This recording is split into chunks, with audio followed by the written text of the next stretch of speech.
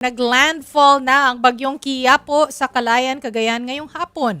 Nakataas na ang signal number 2 sa Batanes, northern portion of Cagayan, northern portion of Apayao at northern portion ng Ilocos Norte. Signal number 1 naman sa rest of mainland Cagayan, Isabela, Quirino, Nueva Vizcaya, rest of Apayao, Abra, Kalinga, Mountain Province, Ifugao, Benguet, rest of Ilocos Norte, Ilocos Sur, La Union, northern and central portions of Aurora. Inaasahang lalabas ito ng Pilipinas bukas ng umaga.